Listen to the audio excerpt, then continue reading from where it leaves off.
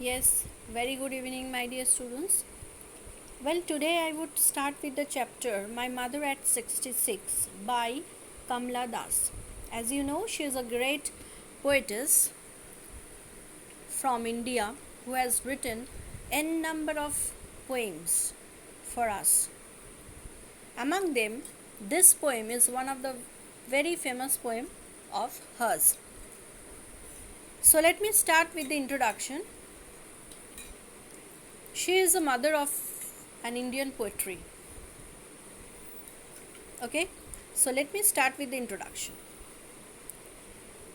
My Mother at 66 is a poem whose author is Kamala Das. ये जो poem है कमला दास ने लिखी है, it's all about her mother and this is a real story of her life. Just like जैसे कि autobiography होता है वैसा ही. The writer is famous for capturing the complications of relationships between human beings. ये जो हमारे रिलेशनशिप बोल के एक चीज़ होता है ना, like relation between a mother and daughter, relation between a son and a father, ये जो रिलेशनशिप है ये मैक्सिमम पोएम उन्होंने फैमिली रिलेशनशिप और हम लोग के जो क्लोज रिलेटिव्स है उनके बारे में सब poems, maximum poems are on relationships. Fine. Now come to the next part. This poem is one of the best examples of bonding in humans. ये पोएम, जितना भी पोएम उन्होंने लिखा है उनमें से ये poem one of the best poem है जिसमें आप लोग देखोगे कि एक मदर और डॉटर का बॉन्डिंग कितना अच्छा हो सकता है. It's very pure, it's very beautiful. Okay, especially the bond between a mother and daughter. This poem defines the fear of the author of losing her mother. ये poem में actually क्या हो रहा था कि this poetess, मतलब I am telling about Kamala Das, okay? So she is actually thinking of her mother because एक चीज़ हम लोगों को बहुत तरसता है, that is हम लोग कभी कभार सोचते हैं ना कि whenever we will lose our close one, very love one, तो क्या होगा, automatically we will be very hearted.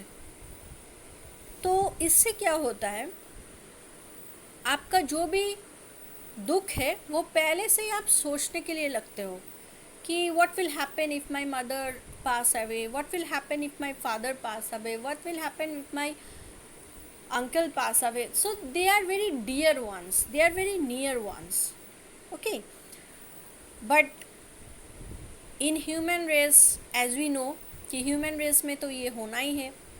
See, if you are born as a child, one day you have to pass away from this world. आपको एक दिन ना एक दिन छोड़ना ही पड़ेगा ये दुनिया को, क्योंकि ये हमारा लाइफ का स्टेज है. Okay, we are starting our life from birth till death and man is mortal. तो ऐसा नहीं हो सकता है कि कोई आदमी he will live long and long, ऐसा कभी हो नहीं सकता है. ठीक है, next. The poem defines the fear of the author of losing her mother. वो हमेशा ऐसे सोचती थी कि काश my mother is grieving older. Mummy को रोज़ देखती है और वो सोचती है अरे मम्मी कितना ओल्ड हो गई, पहले तो कितना ब्यूटीफुल थी, कितना अच्छी थी. She used to take me to school, she used to guide me in studies. But अभी मम्मी को क्या हो गया है, she is becoming very ageing and she is, इतना एज होने के लिए उनका बुखार भी हो रहा है अभी, और day by day she is becoming very weak, you know. Next, My Mother at 66 summary will elaborate on the feelings of the author and will also define the meaning of the poem. तो इसमें क्या हो रहा है, generally she has written this poem ताकि उनका जो feelings है अपने मदर के लिए, वो फीलिंग्स उन्होंने इधर एक्सप्लेन किया है, डिस्क्राइब किया है. Fine. Now coming to the next point.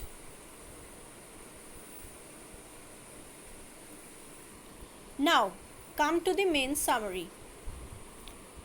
Aging is an inescapable phase of every human life. ये मैंने ऑलरेडी इंट्रोडक्शन में बोल दिया था कि देखो, चाइल्डहुड अगर आपने बर्थ से लेके स्टार्ट किया अपने लाइफ, तो एक दिन ना एक दिन तो आपको एजेड होना ही पड़ेगा. Fine. So this is also the same thing, you know. ये आप एस्केप नहीं कर सकते हो, इससे आप छुटकारा नहीं मिल सकता है.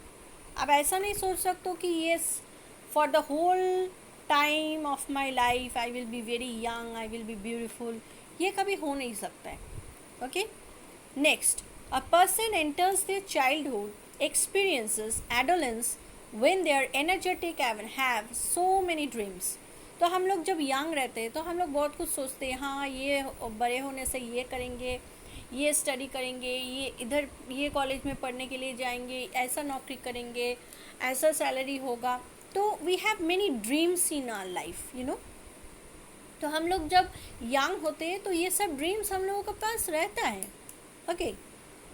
Finally every person approaches our old age and then they die. But इतना ड्रीम्स होने का बाद भी हम लोग एक दिन ना एक दिन तो एजेड हो ही जाएंगे. इसका मतलब क्या हम लोग ड्रीम फुलफिल नहीं करते हैं? Definitely we fulfil our dreams. But yes, it's true कि सबका ड्रीम फुलफिल नहीं होता है, बट बहुत लोगों का ड्रीम्स फुलफिल होता भी है. That is also true. Next, relationship between people become much stronger in every phases of life. हम लोग का ईच एंड एवरी फेज जो होता है ना, जैसे कि for example if we count, we will start the phase from kid, then child, then teenager, then adolescence, then adult, then young life, middle aged or a married life, then we become aged. तो ये जो phase है हम लोगों का, ये phase सबको face करना पड़ेगा. येस, अनएक्सपेक्टेडली बहुत लोग होते हैं कि before age they die, they pass away from this world. तो ये बहुत ही अनएक्सपेक्टेड थिंग्स है. बट नेचुरल जो है वो एज होने का बाद ही हम लोग गुजर जाते हैं. Fine. Next, no one can't bear the separation from their loved one just because of ageing. तो ये कभी नहीं होता है कि एज होने से आपको कोई प्यार नहीं करेगा. Definitely not. बिकॉज आप ही सोचिए, जैसे कि for example if you have your mother at your home और your brother and sisters at your home, एक दिन ना एक दिन तो सबका एज हो जाएगा. तो इसका बाद क्या आप उनको पसंद नहीं करोगे? ऐसा कभी होता है? No, never. So our age will come, but the love for our near and dear ones will be forever and ever. ठीक है. प्यार ऐसा एक चीज़ होता है, लव रिलेशनशिप ऐसा चीज़ होता है जो आप कभी भूलते नहीं हो. Even if your mother and father passes away, you never forgets them. ये कभी नहीं हो सकता. जब तक आप जियोगे आपको याद रहेगा पेरेंट्स के बाद. Right. You can't forget your parents, you can't forget your loved ones, you can't forget the person whom you love or admire the most. ठीक है, ये कभी हो नहीं सकता है. Next, firstly when the author going to Cochin airport. एक दिन ऑथरेस जो है वो कोचीन एयरपोर्ट जा रही थी, और कोचीन एयरपोर्ट जाने के बाद she looked at her mother. उनके जो मम्मी थी उनके साथ she went with her to bid her good bye. तो छोड़ने के लिए मम्मी भी साथ थी. Then she looks in to her mother's face. तो अचानक उनको मम्मी के फेस के ऊपर अचानक एक चीज़ ध्यान किया उन्होंने कि जो मम्मी है, मम्मी को छोड़ के वो जा रही थी, but somewhat she is feeling very sad. Why you know? Because वो सोच रही कि अगर हम चले जाएंगे मम्मी अकेली रह जाएगी. Fine, who will look after my mother? तो ये सोच उनके मन में आने लगा. Next, when the author looks at her mother's soft whitish face, she gets stuck with the fear of losing her mother. तो उस समय अचानक उनको याद आया, अरे एक दिन तो मम्मी मुझे छोड़ के जब चली जाएगी, then what will happen to me? मेरा क्या होगा? Fine. Her mother with a sleepy face and open mouth is comparable to a corpse. तो वो कभी कभार सोचती है कि मम्मी जब सोती है अपना मुंह, छोटा सा मुंह खुला रहता है, तो वो दिखने में लगता है कि एक कॉर्प्स है. Corps mean you know a dead body. तो उनको बहुत बुरा लगता है. Okay. Here the author shows love and affection in a relationship. इधर ऑथर ने अपना मम्मी के लिए जो लव एंड अफेक्शन है, एक रिलेशनशिप कैसा होता है डॉटर एंड मदर का, इन्होंने एकदम बहुत अच्छा तरह से ये पोएम में हम लोगों के पास लिख के दिया. Fine. Next, the poet is heart and sad. Poet को बहुत दुख हो रहा है and shifts her attention outside the car for driving out the undesirable things. तो इससे क्या हो रहा है? पोइट का ऑटोमेटिकली वो सोच रहे कि यह मम्मी को देखेंगे तो हमको ये सब याद आएगा. Better is to divert our own mind, you know. आप अगर डाइवर्ट हो जाओगे, कोई और चीज़ देखोगे, कोई और चीज़ सोचोगे, तो ऑटोमेटिकली क्या होगा कि ये नेगेटिव जो थॉट्स है ये ऑटोमेटिकली चला जाएगा. तो same thing it happen to the poetess also. Fine. She changes her bad mood. उनका जो बैड मूड हो गया था, नेगेटिव फीलिंग्स आ गया था, वो चेंज कर लिया था उन्होंने. The scene from the window of the car of rising life and energy. उन्होंने कार का जो विंडो है उधर से देख रही थी कि एक अच्छा बहुत सुंदर नेचर उनको दिखाई दे रहा है. जो नेचर में उनको दिखाई दे रहा है, क्या दिखाई दे रहा है? It's of everything of rising life and energy. Nature देखने से किसी को नेगेटिव फीलिंग्स कभी नहीं होता है, because nature is always full of life. आप नेचर को देखोगे जितना, उतना भी आपका पॉजिटिव फीलिंग्स होगा. फाइन. इसलिए आप देखोगे कि हमेशा हम लोग बुखार होते हैं तो doctor suggest that to go around. ठीक है, कहीं घूम के आने के लिए बोलते हैं वो. क्यों? Because nature is the only thing who will keep your mind fresh. Next, the first printing green and huge trees alongside the cheerfully playing kids represent life. उनका ये जो लाइफ है, नेचर का जो लाइफ होता है ना, it's about like huge green trees full of life, cheerful. मतलब उनको लग रहा है कि नेचर ऑलवेज चेयरफुल है. जैसे कि किड्स लोग दे प्ले रिप्रेजेंट्स लाइफ. आप लोग बच्चों को भी देखोगे ना तो भी पॉजिटिव फीलिंग्स आएगा, क्योंकि childrens are also full of life, you know. They are never negative. Negative उन लोगों के पास कुछ है ही नहीं. नेगेटिव क्या है, पॉजिटिव क्या है, kids don't understand that. Okay, so आप या तो फिर हम लोग जब किड्स को देखते हैं तब भी हम लोग बहुत खुश हो जाते हैं, you know, because they are also full of energy, they are also full of happiness, जो नेचर के पास भी होता है. Fine. The poet here is remembering about her own childhood. उनका अपना जो चाइल्डहुड है उनको याद कर रही थी. In her childhood, her mother was young and beautiful, whereas now her mother is surrounded by fear of losing her life, and that made her insecure and sad. तो definitely it happens to every one's life. ठीक है, हम लोग जब छोटे थे हम लोग को भी याद आता है ना कभी कभी कि बेटर हम लोगों का स्कूल लाइफ था, बेटर था हम लोग जब छोटे थे. Why this things comes in our mind? क्योंकि जितना भी हम बड़े होते जाते हैं ना उतना भी हम लोग का responsibility, nervousness, fearless, financial problem, ये सब कुछ आता है. तो जितना हम लोग ये सब ले नहीं पाते ना उतना भी नेगेटिव हम लोगों के चीज़ में दिमाग में आता है. Fine. Then we think that it will be better if we go back to our childhood life.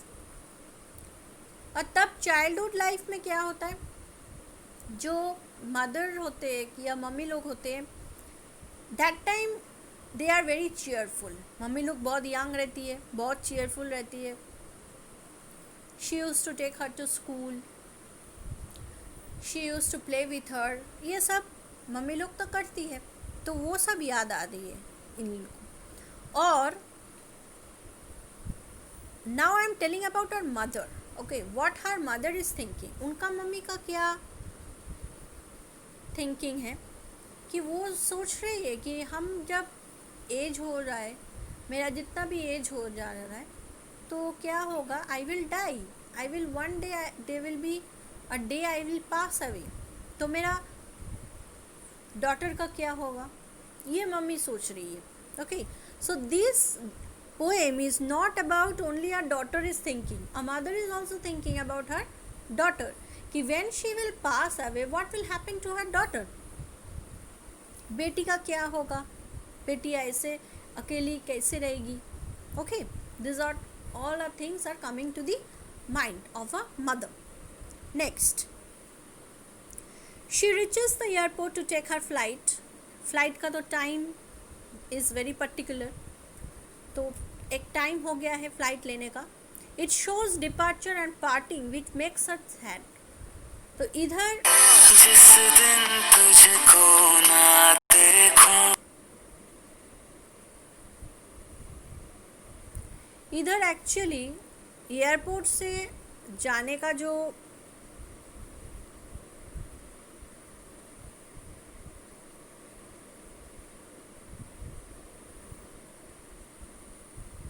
Now, she reaches the airport to take her flight. अभी उनका जो डिपर्चर है वो तो पर्टिकुलर टाइम में होगा ही, but she is feeling very sad, she is feeling very numbed. Okay, that she is departing from her mother. Mummy को छोड़ के जा रही है, ये सुन के बहुत ही तकलीफ हो रही है उनको. Next, as she said goodbye to her mother, the image of the old mother in the dusk of years strikes her. इसका मतलब क्या है, उनका जो मम्मी है वो बहुत ही ओल्ड एजेड हो गई है और उनका फेस उनको याद आ रहा है बार बार कि मम्मी का बहुत ही एज हो गया है, अभी मम्मी अकेले कैसे रहेगी. Okay, these are all the thoughts it's coming or recycling in her mind. Here again, a simile is comparable with her mother with a late night moon of the winters. एक छोटा सा simile है, आप लोग poem में देखोगे. एक late night moon के साथ उनके मदर को कंपेयर किया गया है. Why it is late night moon.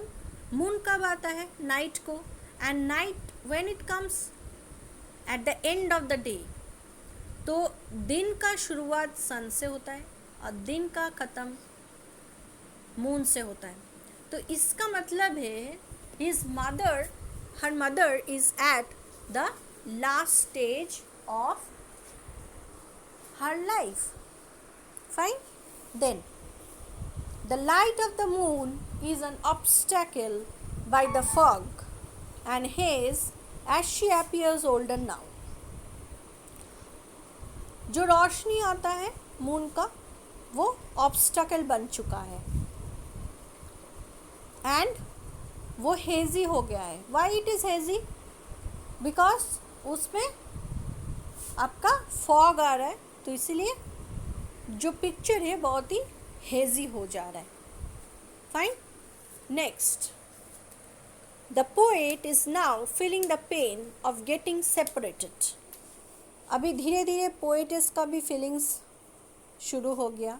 She is feeling very sad, she is feeling very lonely. अभी भी उनका मदर जिंदा है, फिर भी वो सोच रही है कि अगर मम्मी चली जाएगी तो उनका क्या होगा. Fine. So this negative thoughts is actually disturbing the poet's mind. उनका माइंड को डिस्टर्ब कर रही है. Now her childhood fear of losing her loving mother now became so terrifying. ये बहुत ही टेरिफाइंग एक सिचुएशन है जो वो सोच नहीं सकती है. Now her mother could die of old age any time unexpectedly. कभी भी unexpectedly भी ये हो सकता है कि मम्मी गुजर जाएगी. And she cannot expect that thing. ये उनके लिए बहुत ही टफ हो जाएगा कि मम्मी और नहीं है.